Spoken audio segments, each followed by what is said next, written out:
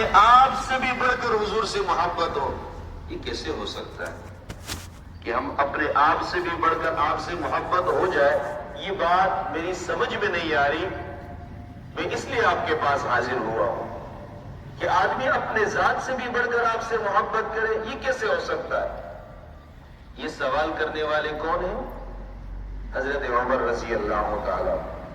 نبی کریم صلی اللہ علیہ وسلم نے حضرت عمر کو اپنے قریب کیا اور آپ کی سینے پر ہاتھ رکھا. کچھ کہا نہیں، آپ کے سینے پر ہاتھ رکھا اور سینے پر ہاتھ رکھنے کے بعد فرمایا اب بتلاؤ. اس کے بعد فوراً حضرت عمر رضی اللہ تعالیٰ عنہ کہنے لگے جی واقعی مجھے اپنے آپ سے بھی بڑھ کر آپ سے محبت ہے.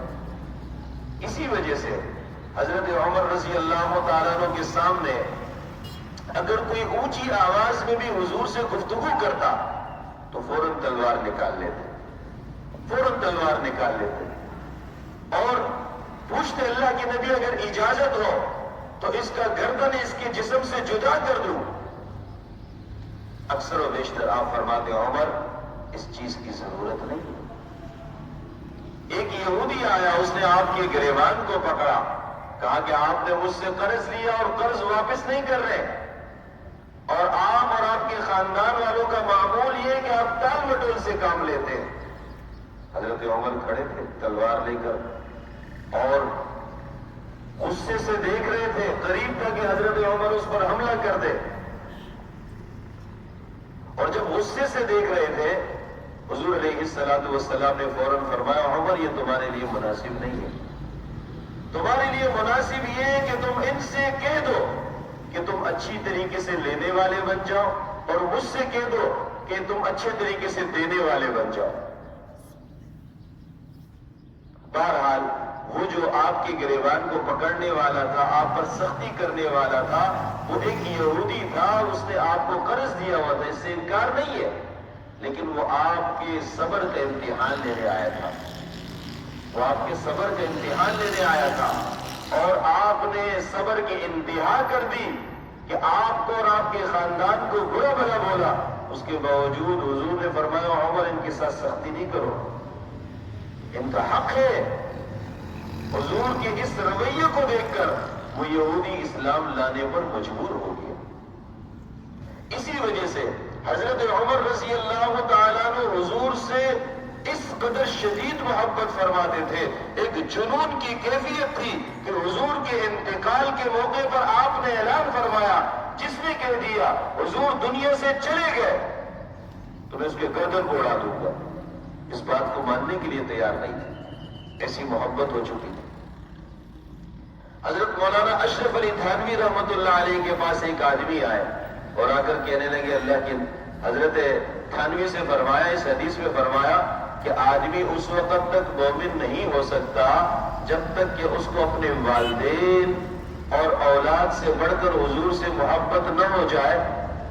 تو ہمیں تو اپنے اولاد سے محبت ہے، والدین سے محبت ہے، حضور سے بھی محبت ہے، انکار نہیں ہے، لیکن یہ جو کہا جا رہا ہے کہ ان سے زیادہ محبت ہو، والدین کی بنسبت حضور سے زیادہ محبت ہو، یہ بات سمجھ میں نہیں آ رہی.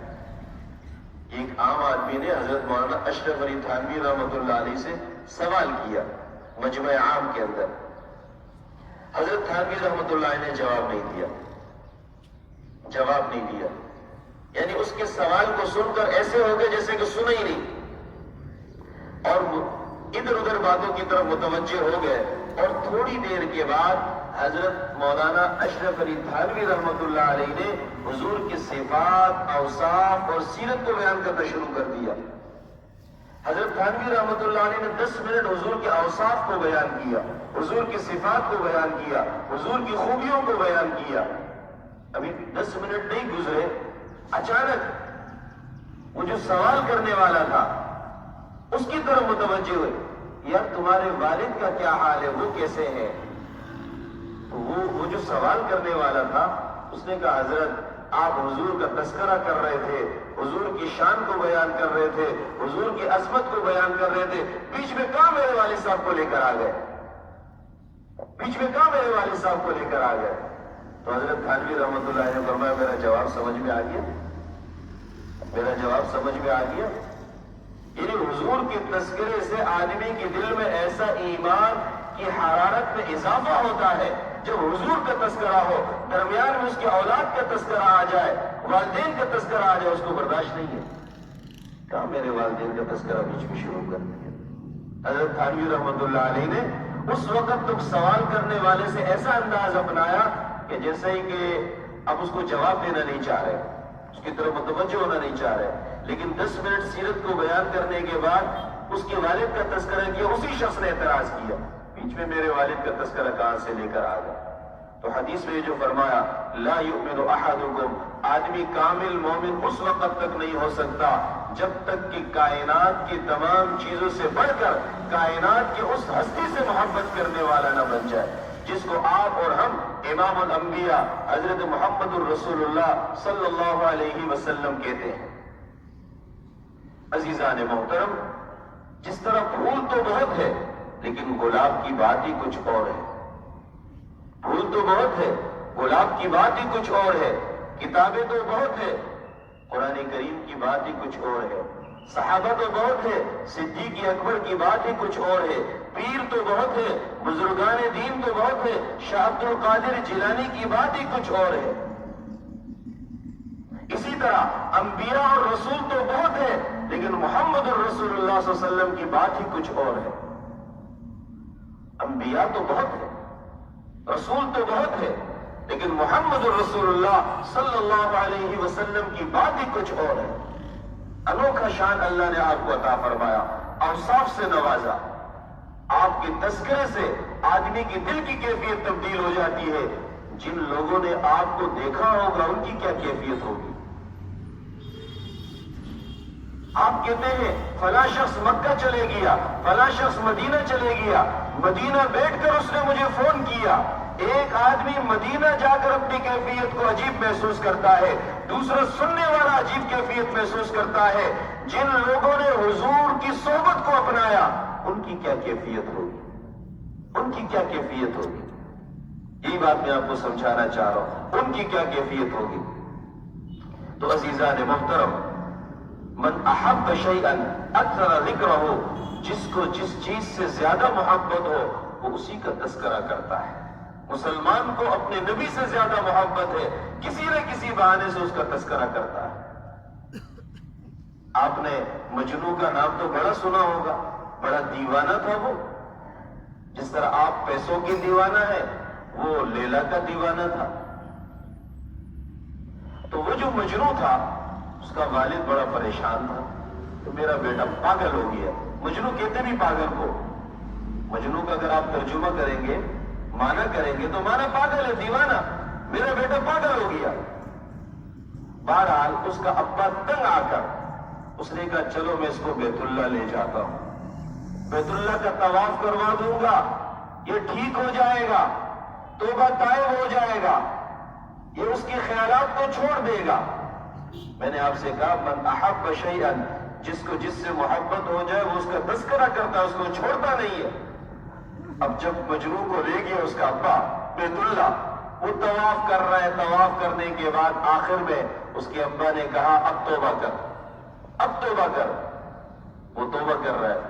الہی تبت من کل المعاصی، اے میرے اللہ میں دنیا کے سارے گناہوں سے توبہ کرتا ہوں الا حب لیلا، لیکن لیلا کی محبت سے توبہ نہیں کرتا. وہ بیت اللہ کے سامنے کھڑے ہو کر کہہ رہا ہے دنیا کی سارے گناہوں سے توبہ کرتا ہوں، سب کچھ چھوڑنے کے لیے تیار ہوں، لیکن لیلا کی محبت کو چھوڑنے کے لیے تیار نہیں. وہ لیلا کی محبت کو چھوڑنے کے لیے تیار نہیں ہے، ہم محمد عربی کی محبت کو چھوڑنے کے لیے تیار نہیں. جہاں آپ کی ذات پر، آپ کی شخصیت پر آنچ آنے کی بات ہوگی وہاں ہم اپنی جان دے کر اس کی دفاع کریں گے، اپنی جان دے کر اس کی دفاع کریں گے، آنچ آنے نہیں دیں گے. حضرات صحابہ کرام رضوان اللہ تعالی علیہم اجمعین کو حضور سے کس قدر محبت. بارہا میں آپ کے سامنے صحابہ کرام کی محبت کی مثالیں پیش کر چکا ہوں. جنگ احد کا موقع ہے، نبی کریم صلی اللہ علیہ وسلم اعلان کر رہے ہیں کون ہے جو آج میری دفاع کرے اور کل قیامت کے دن وہ میرا پڑوسی بنے جنت میں. اور اس کے بعد ایک صحابی آگے بڑھتے ہیں، اپنے جسموں کے ٹکڑے کرا دیتے ہیں، وہ شہید ہو جاتے ہیں. یہ کے بعد دیگر 7 صحابہ حضور پر قربان ہو جاتے ہیں. اس کو کہتے ہیں محبت، اس کو کہتے ہیں محبت. یہی جنگ احد ہے. نبی کریم صلی اللہ علیہ وسلم پر تیر اور تلوار کی بارش ہو رہی ہے. بعض مسلمانوں کے پاس اسلحہ تک نہیں ہے. حضرت ابو طلحہ رضی اللہ تعالیٰ عنہ دشمنوں کی تیر اور تلوار کو اپنے ہاتھ سے روک رہے ہیں. ڈھال نہیں ہے، تلوار نہیں ہے، کوئی چیز نہیں ہے جس سے روکا جائے. اپنے ہاتھ کو زخمی کروا رہے، اپنے سینے کو زخمی کروا رہے، لیکن نبی کریم صلی اللہ علیہ وسلم کو آنچ آنے نہیں دے رہے. یہی جنگ احد ہے. حضرت حذیفہ رضی اللہ تعالیٰ عنہ نبی کریم صلی اللہ علیہ وسلم کے سامنے آ کر کھڑے ہو جاتے ہیں. تیر اور تلوار کی بارش ہو رہی ہے. حضرت حذیفہ دشمنوں کی طرف منہ کر کھڑے، ابو دجانہ رضی اللہ تعالیٰ عنہ دشمنوں کی طرف منہ کر کے کھڑے ہیں اور پیٹھ نبی کریم صلی اللہ علیہ وسلم کی طرف ہے، آپ کی دفاع کر رہے ہیں. اسی تلواروں کی بارش کے دوران، تیروں کی بارش کے دوران حضرت ابو دجانہ کو خیال آیا کہ یہ بھی ادب کے خلاف ہے کہ میں نے اپنی پیٹھ نبی کریم صلی اللہ علیہ وسلم کی طرف کر دیا، اپنے رخ کو تبدیل کر دیا، کفار کی طرف پیٹھ کر دیا، حضور کی طرف چہرے کر دیا اور اپنے پیٹھ پر تلواروں کو اور تیر کو برداشت کرتے رہے، اس کے وار کو روکتے رہے، لیکن حضور کو آنچ آنے نہیں دیا. یہی جنگ احد کا موقع ہے. ایک خاتون دوڑ کر آ رہی ہے، کلثوم نامی خاتون دوڑ کر آ رہی ہے میدان جنگ میں. جب اعلان ہوا مسلمانوں کو شکست ہو گئی، بہت سے لوگ شہید ہو گئے، وہ خاتون میدان میں دوڑ کر آ رہی ہے تو کسی نے اس سے کہا تیرا شوہر شہید ہو گیا. وہ خاتون کہنے لگی شوہر کی بات چھوڑو، مجھے بتاؤ میرے محبوب محمد عربی کی کیا خبر ہے. کسی نے کہا تیرا بیٹا شہید ہو گیا. اس نے کہا بیٹے کو چھوڑو، مجھے میرے محبوب کے بارے میں بتلاؤ. محبت کس چیز کا نام ہے دوستو؟ حضرت عبداللہ بن زید بن عبد ربہ یہ صحابی رسول ہیں جن کے خواب کی بنیاد پر آذان کی مشروعیت ہوئی. آپ اپنے کھیت میں کام کر رہے ہیں، کھیتی باڑی میں مصروف ہیں اور اتنے میں خبر آئی جناب محمد الرسول اللہ صلی اللہ علیہ وسلم دنیا سے پردہ فرما گئے، آپ کا انتقال ہو گیا. حضرت عبداللہ بن زید بن عبد ربہ عجیب عاشق تھے، وہی کھڑے ہوئے اور کھڑے ہو کر آسمانوں پر ہاتھوں کو اٹھایا اور دعا کی کہ اللہ تو نے یہ آنکھیں دی تھی اپنے محبوب کو دیکھنے کے لیے، اب تیرا محبوب دنیا میں نہیں رہا، مجھے ان آنکھوں کی ضرورت نہیں ہے، میری بینائی کو سلب کر لے. اور مورخین لکھتے ہیں اسی وقت وہ نابینا ہو گئے، اسی وقت وہ نابینا ہو گئے. محبت اور عشق اس چیز کا نام ہے. حضرت خبیب رضی اللہ تعالیٰ عنہ کو کافروں نے قید کر لیا. حضرت خبیب رضی اللہ تعالیٰ عنہ کے بارے میں فیصلہ ہوا کہ آپ کو سولی پر چڑھا دیا جائے گا اور آپ کا کام تمام کر دیا جائے گا.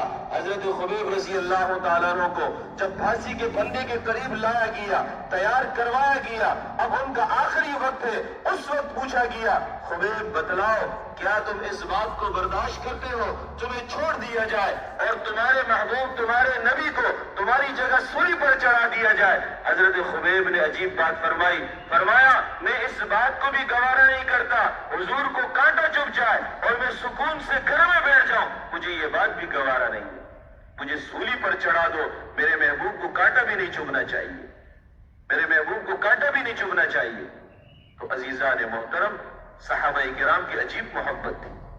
حضرت ابوبکر صدیق رضی اللہ تعالیٰ عنہ کے بیٹے اکرمہ کہنے لگے جب مسلمان نہیں ہوئے تھے کافروں کی طرف سے لڑ رہے تھے، بعد میں مسلمان ہو گئے حضور کی دعا کی برکت سے. حضرت ابوبکر صدیق رضی اللہ تعالیٰ عنہ سے بیٹا کہنے لگا ابا بدر کے موقع پر آپ میری تلوار کی ضد میں آ گئے تھے اور میں اگر چاہتا تو آپ کو قتل کر دیتا، لیکن چونکہ آپ میرے والد ہیں اس لیے میں نے اپنے تلوار کو روک لی. حضرت ابوبکر صدیق کا جواب سنیے. حضرت ابوبکر صدیق جواب میں کہنے لگے بیٹا تو نے تو یہ سوچ کر اپنے تلوار کو روک لیا میں تیرا والد ہوں، اگر تو میرے تلوار کی ضد میں آتا تو میں کبھی بھی اپنے تلوار کو تجھ پر نہ روکتا، محمد عربی کا دشمن سمجھتے ہوئے تیرا کام تمام کر دیتا۔ محبت اس چیز کا نام ہے دوستو، اس چیز کا نام ہے۔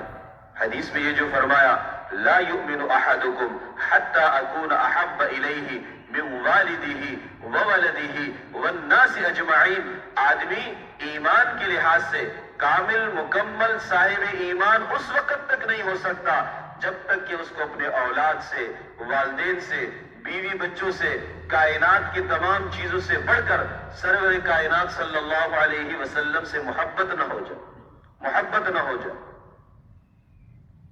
جہاں آپ علیہ الصلوۃ والسلام سب سے افضل، سب سے اشرف، سب سے اعلیٰ، سب سے ارفع، یہ ہمارا عقیدہ اور نظریہ ہے، وہاں آپ علیہ الصلوۃ والسلام خاتم النبیین بھی ہے۔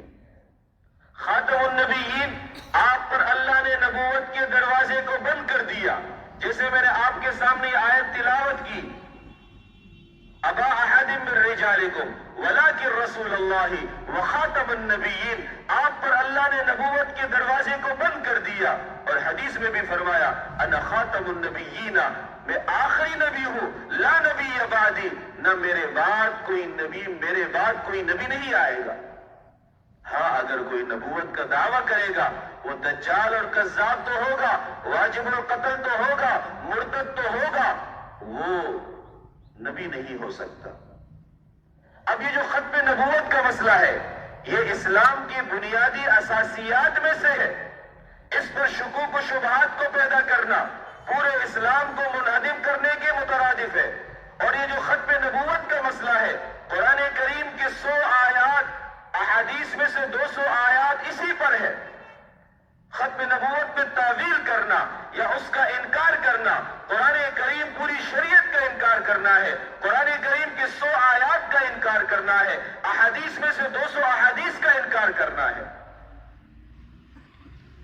اور اہل باطل وقتاً فوقتاً ان چیزوں پر حملہ آور ہوتے رہتے ہیں، اہل باطل وقتاً فوقتاً ان چیزوں پر حملہ آور ہوتے رہتے ہیں، اور اہل باطل اپنے لیے راستے بنانے کی کوشش کرتے ہیں، کبھی عدالتوں کے ذریعے سے، کبھی انتظامیہ کے ذریعے سے، کبھی پارلیمنٹ کے ذریعے سے، کبھی دیگر قوتوں کے ذریعے سے۔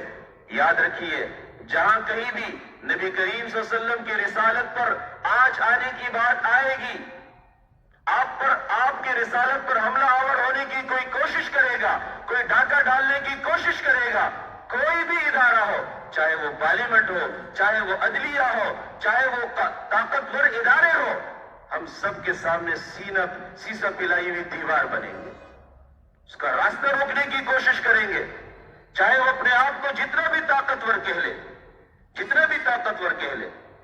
تو عزیزان محترم، آئین پاکستان کے تحت، قرآن و سنت کے تحت، قادیانی صرف کافر نہیں ہے بلکہ مرتد ہے،